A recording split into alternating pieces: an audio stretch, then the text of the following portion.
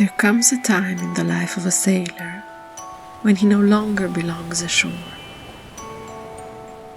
It's then that he surrenders to the Pacific, where no land blocks the eye, where sky and ocean mirror each other until above and below have lost their meaning, and the Milky Way looks like the spume of a breaking wave, and the globe itself rolls like a boat in the midst of the sinking and heaving surf of that starry sky, and even the sun is nothing but a tiny glowing dot of phosphorescence on the sea of the night.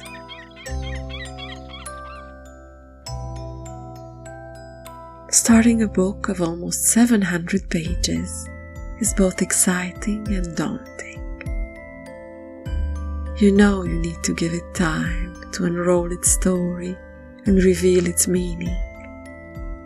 When choosing Carsten Jensen's epic novel, We the Drowned, as one of my Danish picks for Advent, I never expected it to become such a pivotal element in my understanding of Denmark. This is a novel that spans 4 generations, 2 world wars and 100 years. With its epicenter in Marstal, Denmark, the story takes us around the globe as our protagonists explore, discover, earn their living, and live out their destinies.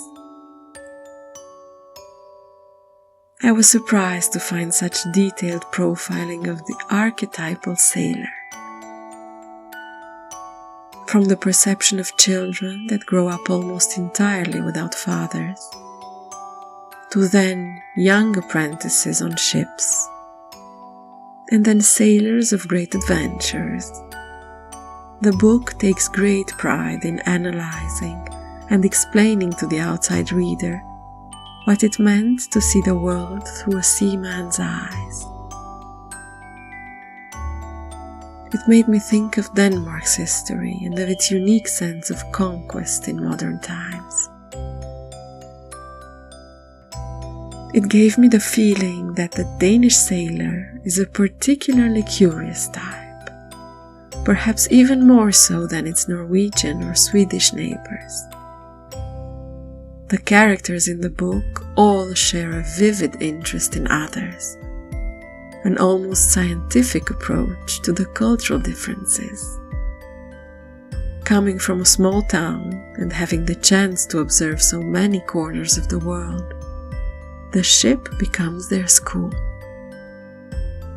Every harbor is a new lesson, and each meridian broadens their understanding of the world.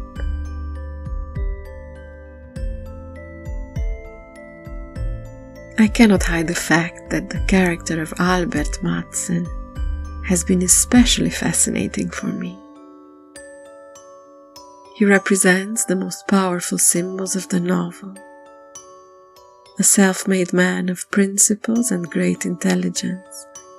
It's no wonder my favorite quote from the book comes from his wisdom.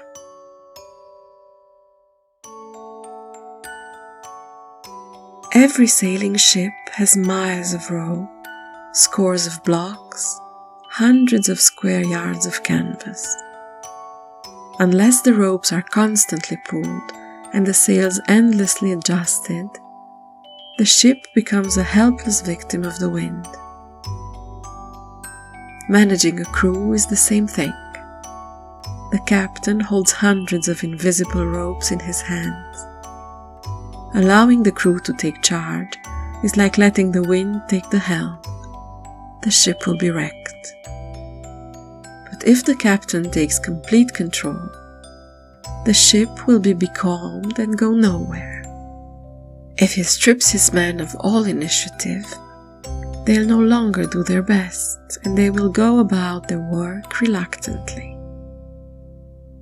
It's all a question of experience and knowledge, but first and foremost, it's about authority. It wasn't about obeying or disobeying rules. Life had taught him about something far more complicated than justice, Its name was Balance. Until tomorrow, smooth sailing.